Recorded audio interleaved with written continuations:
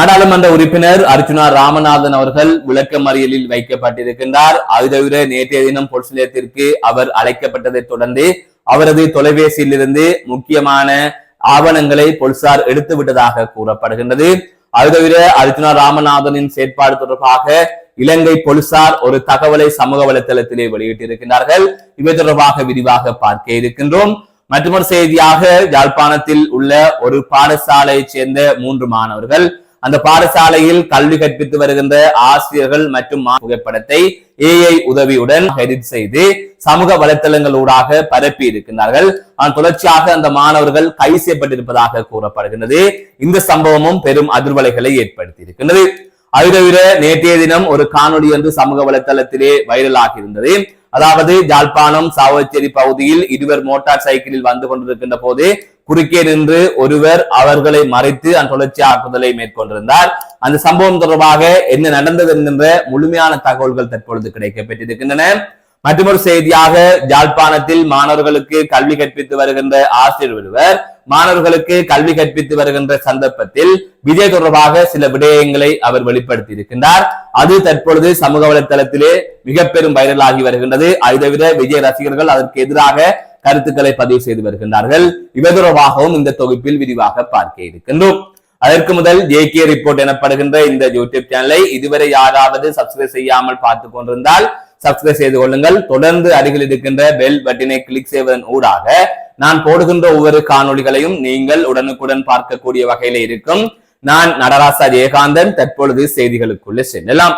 நாடாளுமன்ற உறுப்பினர் அர்ஜுனா ராமநாதன் அவர்களை நேற்றைய தினம் போலீசார் கைது செய்து அதன் தொடர்ச்சியாக நீதிமன்றத்திலே முன்னிலைப்படுத்திய நிலையில் அவரை எதிர்வருகின்ற 29ஆம் தேதி வரை விளக்கமறியலில் வைக்குமாறு நீதிமன்றம் அதிரடி உத்தரவு பிறப்பித்திருக்கின்றது. அதற்கு முதல் அர்ஜுனா ராமநாதனுடன் ஒரு தரப்பு முரண்பட்ட நிலையில் அந்த தரப்பை சேர்ந்த ஒரு பெண் கைது செய்யப்பட்டு நீதிமன்றத்தில் முன்னிலைப்படுத்தப்பட்ட நிலையிலே அந்த பெண்ணும் 29ஆம் தேதி வரை விளக்கமறியலில் வைக்குமாறு நீதிமன்றம் உத்தரவிட்டிருந்தது. இந்த நிலையில் தான் அர்ஜுனா ராமநாதன் அவர்கள் நேற்றைய தினம் கைது செய்யப்பட்டிருந்தார். அது தொடர்ச்சியாக அவரை விளக்கமறியலில் வைக்குமாறு நீதிமன்றம் உத்தரவு பிறப்பித்திருந்தது.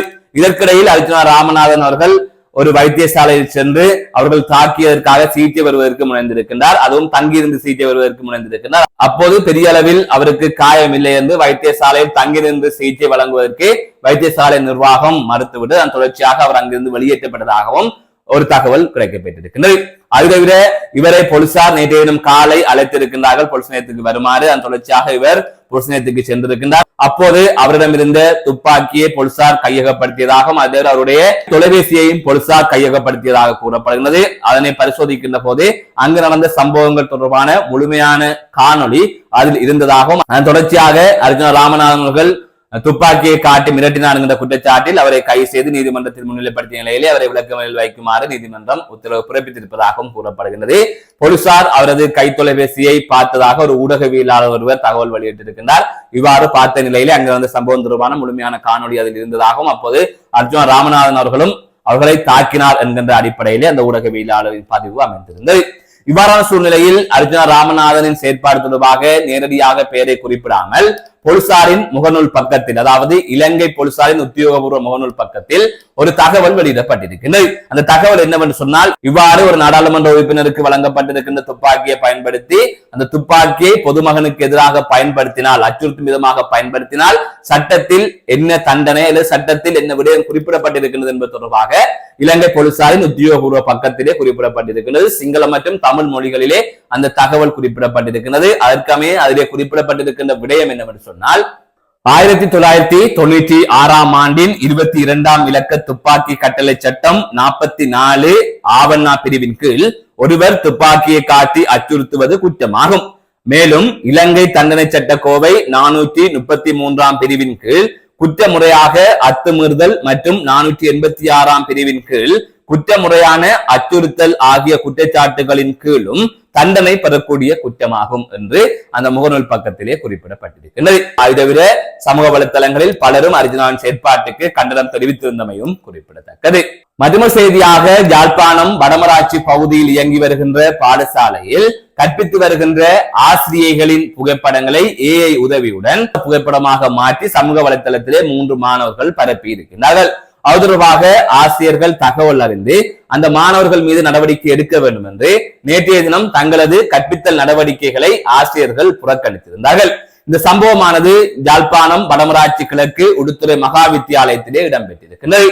அதன் தொடர்ச்சியாக அந்த மாணவர்களின் கைத்தொலைபேசியை பரிசோதித்த போது அதிலே அந்த பாடசாலையில் கல்வி கற்று வருகின்ற பல மாணவிகளின் புகைப்படங்களை எடுத்து அவர்கள் ஏஐ உதவியுடன் இவ்வாறு மாற்றி அதனை சமூக வலைதளத்தில் பரப்பி இருப்பதும் கண்டறியப்பட்டிருக்கிறது. எனவே ஆசிரியர்கள் மற்றும் மாணவிகளின் புகைப்படங்களை இவ்வாறு மாணவர்கள் ஏஐ மூலமாக மாற்றி சமூக வலைதளத்திலே பகிர்ந்து வந்திருக்கின்றார்கள். இந்த நிலையில் இது தொடர்பாக பாடசாலையின் அதிபர் மருதங்கனி பொலிஸ் நிலையத்திலே ஒரு முறைப்பாடு ஒன்றினை பதிவு செய்திருந்தார். அதற்கமைய இந்த சம்பவத்தில் ஈடுபட்ட 3 மாணவர்கள் போலீசாரினால் கைது செய்யப்பட்டிருப்பதாக கூறப்படுகின்றது. மற்றொரு செய்தியாக நேற்றைய தினம் சமூக வலைதளத்திலே ஒரு காணொலி ஒன்று வெளியாகி பெரும் அதிர்வலைகளை ஏற்படுத்தி இருந்தது. அந்த காணொலி என்னவென்றால், இருவர் மோட்டார் சைக்கிளில் வருகின்றார்கள். ஒருவர் குறுக்கே சென்று அந்த மோட்டார் சைக்கிளை மறைத்து அதன் தொடர்ச்சியாக அந்த மோட்டார் சைக்கிள் விபத்துக்குள்ளாகின்றது. மறைத்தவரும் கீழே விழுகின்றார். அதற்கு பிறகாக எழுந்து அவர் இருவரையும் கத்தியால் குத்துகின்றார். இவ்வாறு ஒரு காணொலி சமூக வலைதளத்திலே பரவி இருந்தது. குறித்த சம்பவம் சாவச்சேரி பகுதியிலே இடம்பெற்றிருக்கிறது. இதன் பின்னணி தொடர்பாக தற்பொழுது தகவல்கள் வெளியாகி இருக்கின்றது. அதற்கமைய இவ்வாறு கத்திக்குத்து தாக்குதலை மேற்கொண்டவர் அந்த மோட்டார் சைக்கிளில் வந்த பெண்ணின் கணவன் என்று தெரிவிக்கப்பட்டிருக்கிறது. அந்த மோட்டார் சைக்கிளில் குறித்த கத்திக்குத்து தாக்குதலை மேற்கொண்ட நபரின் மனைவியும் மனைவியின் சகோதரனும் வந்து கொண்டிருந்திருக்கிறார்கள். இந்த சந்தர்ப்பத்தில் தான் குறித்த நபர் இவ்வாறு ஒரு செயற்பாட்டை முன்னெடுத்திருக்கின்றார். அது பின்னணியில் இருக்கின்ற காரணம் என்னவென்று சொன்னால், கணவன் மனைவிக்கு இடையிலே குடும்ப பிரச்சனை ஏற்பட்டிருக்கின்றது. அதன் தொடர்ச்சியாக அந்த பிரச்சனை நீதிமன்றம் வரை சென்றிருக்கின்றது. நீதிமன்றத்தில் அது தொடர்பான வழக்கு தற்பொழுது இடம்பெற்று வருகின்றது. அந்த வழக்கிற்காகத்தான் அந்த நபரின் மனைவியும் மனைவியின் சகோதரனும் நீதிமன்றத்துக்கு சென்று விட்டு, அதாவது சாவச்சேரி நீதவான் நீதிமன்றத்துக்கு சென்று விட்டு திரும்பிக் கொண்டிருக்கின்ற போதுதான் குறித்த நபர் இவ்வாறு ஒரு வேலையை செய்திருக்கிறார். அவர் தனது மனைவியையும் தன்னையும் மனைவியின் சகோதரன் தான் பிரித்தார் என்கின்ற அடிப்படையிலே அதன் தொடர்ச்சியாகத்தான் அவர் மனைவி மீதும் மனைவியின் சகோதரன் மீதும் கத்திக்குத்து தாக்குதல் மேற்கொண்டதாக கூறப்படுகின்றது.